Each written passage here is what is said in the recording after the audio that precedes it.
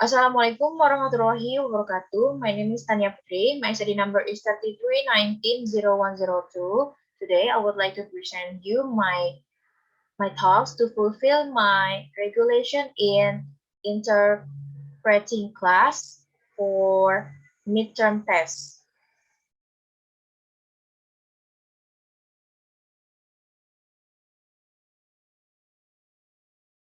This is truly amazing. Here's a dog who's been hit by a car trying to cross the road. There he is trying to cross the road, and he gets hit and is now just lying in the middle of this busy highway, and a second dog spots him and tries to get over to him.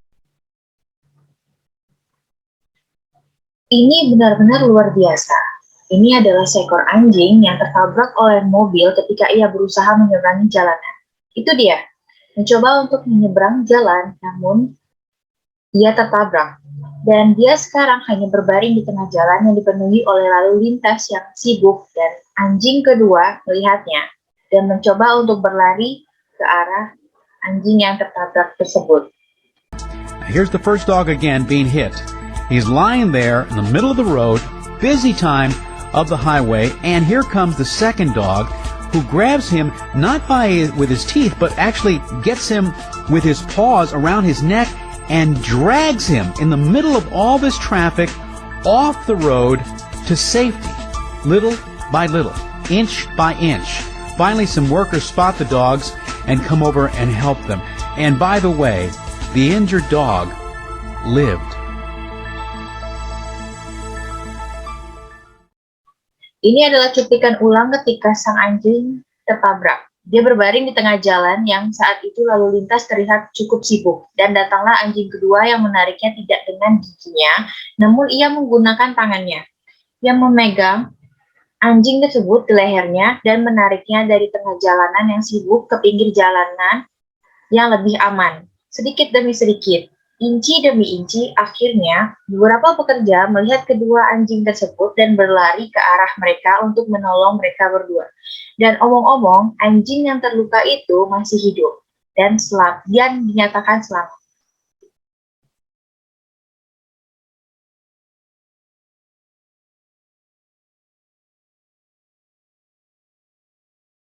A new fish has been discovered off the coast of Indonesia, and besides being beautiful, it has a unique way of moving through the water.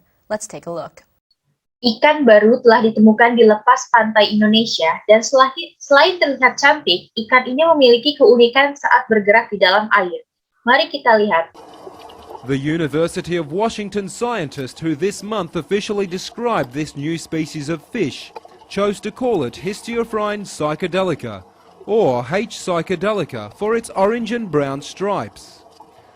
H. psychedelica was first spotted in the harbour of Ambon Island in Indonesia in January 2008.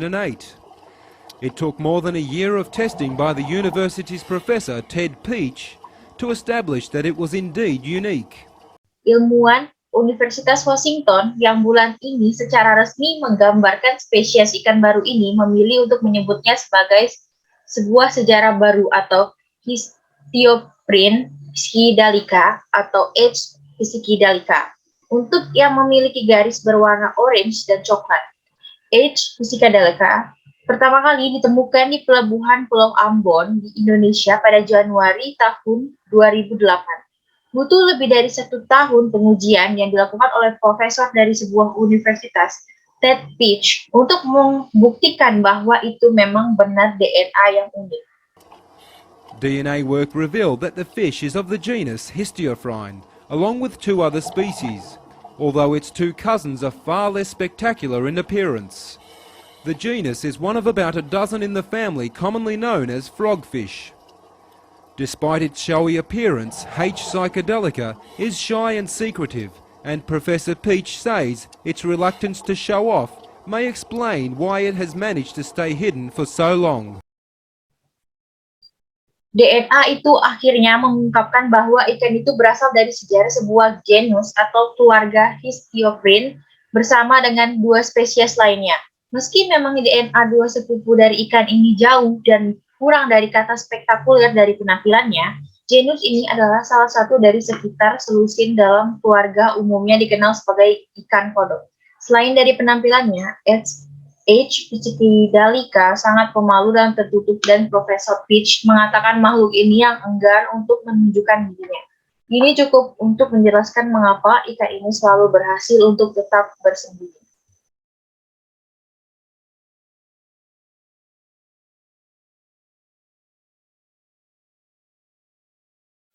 And this story is for all our viewers who have a bit of a sweet tooth.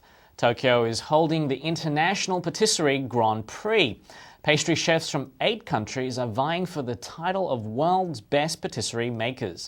Let's take a look. Dan cerita ini untuk semua pemirsa kami yang gemar dengan sesuatu yang manis-manis. Tokyo mengadakan Patisserie Grand Prix International Cookie Pastry dari 8 negara bersaing untuk mendapatkan gelar pembuat patisserie terbaik di dunia. Mari kita lihat. Top pastry chefs from France, Italy, the United States, Singapore, China, Malaysia, Australia, and Japan showed off their creative flair.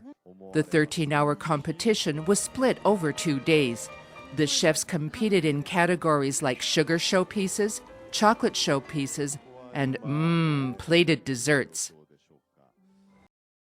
Para koki pastry terpopuler dari Prancis, Italia, USA, Singapura, China, Malaysia, Australia, dan Jepang menunjukkan kekreatifan dan bakat mereka. Kompetisi ini dibagi menjadi 2 hari. Para chef mempertandingkan kategori seperti pameran permen, pameran coklat, dan makanan penutup atau plated desserts.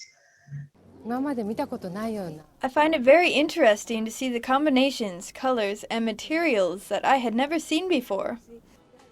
At the end of the competition, the championship trophy went to Team Japan, which wowed the judges with the elegance of its sugar and chocolate showpieces. Aku melihat ini sangat menarik untuk melihat kombinasi warna-warna dan bahan yang belum pernah aku lihat sebelumnya. Di penghujung acara kompetisi, trofi kemenangan jatuh di tangan tim Jepang, yang dimana memukau para juri dengan keanggunan pertunjukan permen dan coklatnya. We are satisfied with the result. We want to keep the momentum going and win the next championship as well. France came in a close second, followed by the United States, who won 3rd place. Organizers say the Tokyo event will be held biennially, hoping to meet the ranks of similar established competitions. Kami sangat puas dengan hasilnya. Kami ingin mempertahankan momentum ini dan memenangkan kompetisi selanjutnya juga. Prancis datang di urutan kedua, diikuti oleh USA atau Amerika yang memenangkan posisi ketiga. Penyelenggara mengatakan acara Tokyo akan diadakan 2 tahun sekali dengan harapan dapat memenuhi jajaran kompetisi serupa yang sudah stabil.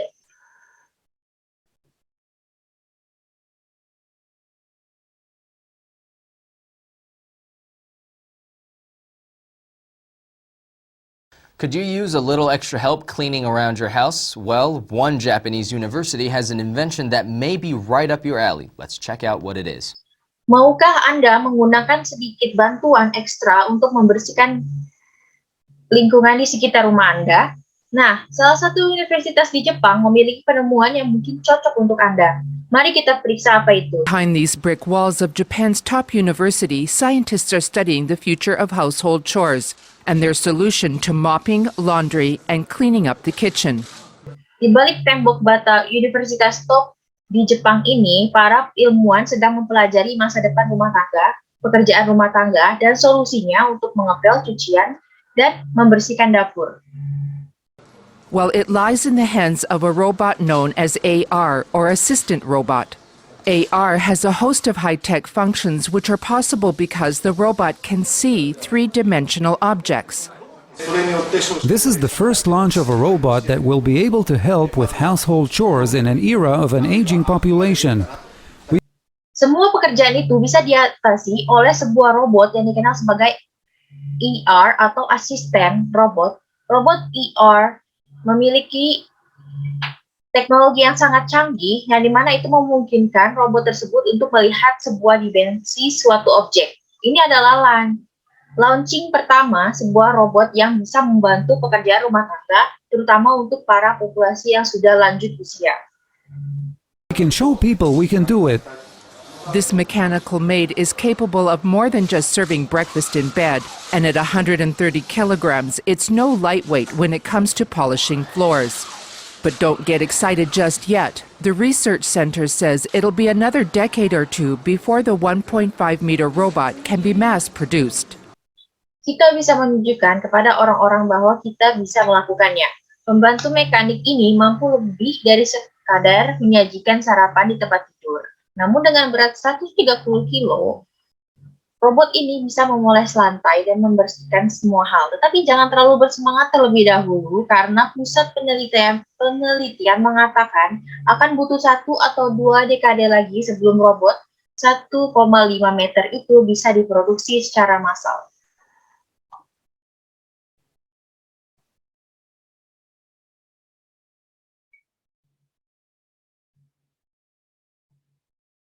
I think that's all for today. I would like to apologize if there's a mistake in my pronunciation and the way I translate it. For your attention, I would like to say thank you so much and have a nice day. Wassalamualaikum warahmatullahi wabarakatuh.